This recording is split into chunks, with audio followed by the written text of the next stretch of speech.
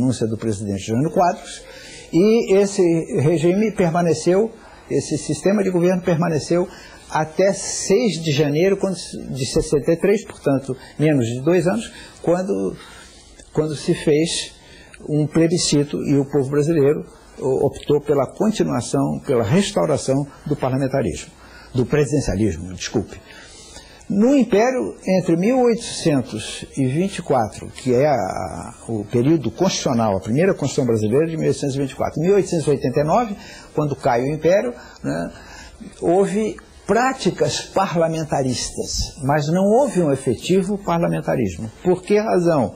Porque o gabinete, o ministério, né, o presidente do Conselho de Ministros, cargo que só foi criado em 1847, antes não havia.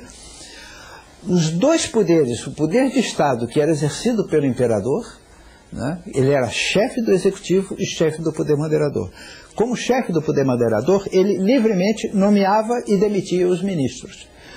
Então, isso não é parlamentarismo, porque no parlamentarismo é preciso que a maioria parlamentar é quem escolhe o governo. E aí era o monarca, o Pedro I, o Pedro II, a regência, que escolhia os governantes, os membros do gabinete que governavam o país, né?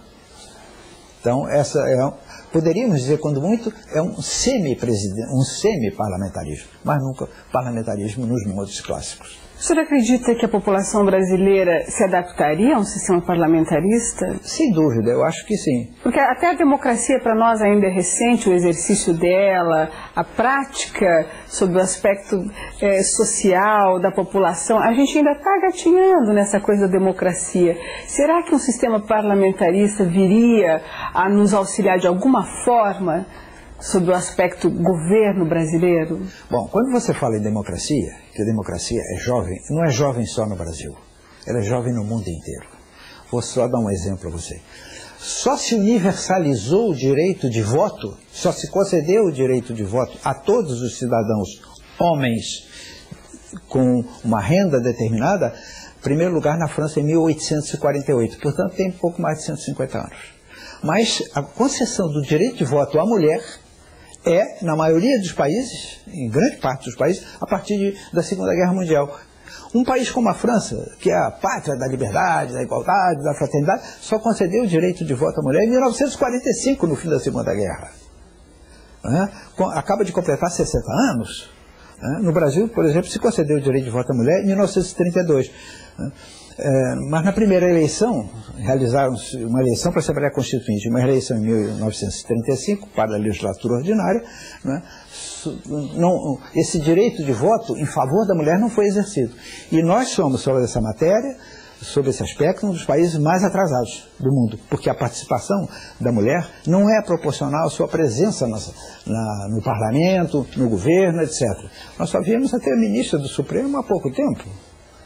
Nós só tivemos senadoras e governadoras no fim do século XX. Então, sobre esse aspecto, nós somos muito atrasados. Mas é preciso lembrar, como dizia o professor Adam Pschowski, esse extraordinário mestre, que a última invenção da democracia foi o voto. E o voto só tem 200 anos. Pode parecer muito, mas para um país é muito pouco. Para a história da humanidade... Menos ainda. Menos ainda. E os nossos personagens, normalmente fazemos um personagem a cada aula. Hoje temos 2 personagens, Santo Agostinho e São Tomás de Aquino.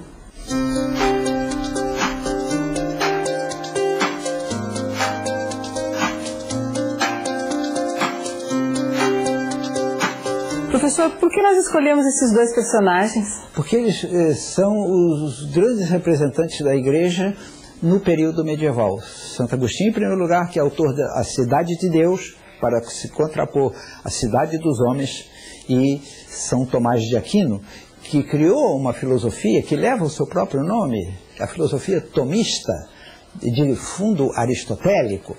Por que razão os 2 são importantes? Porque na razão nós não falamos, por exemplo, nessas lições, não falamos de Martinho Lutero, etc. Porque esse é o elemento novo que depois dos gregos e depois dos romanos surge no panorama político, que é o panorama de uma nova religião, a religião católica, a religião cristã.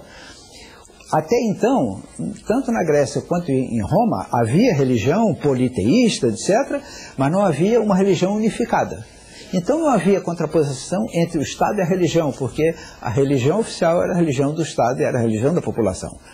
Quando surge a Igreja, que é um poder unificado com grande adesão, etc., um crescimento extraordinário, tem mais de 2000 anos, né? No mundo ocidental todo é, em sua maioria, cristão, embora dividido entre católicos, protestantes, anglicanos, etc., mas a origem é a mesma, houve necessidade de se estabelecer uma divisão entre o quê? Entre a revelação, que é a religião, e a razão. Esses dois pensadores da Igreja Católica contribuíram enormemente para isso. Em primeiro lugar, Santo Agostinho, com a Cidade de Deus, o livro em que ele faz a primeira doutrina da Igreja no período medieval, que se desenvolve a partir de São Tomás de Aquino, né, com a sua Suma Teológica, que é uma obra monumental que até hoje existe. Portanto, eles são dois personagens importantes, não só para a filosofia política, mas para a teologia também, a teologia católica, cristã, evidentemente. Professor, para encerrar nossa aulinha de hoje, o que mais que a gente tem que ficar na nossa mente aí sobre o parlamentarismo? Que o parlamentarismo é apenas um regime de governo diferente do presidencialismo. Mas ambos têm a mesma finalidade. É o quê? Governar bem, em segundo lugar.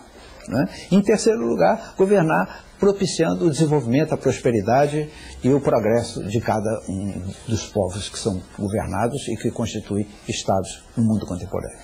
E agora as nossas dicas para você continuar estudando.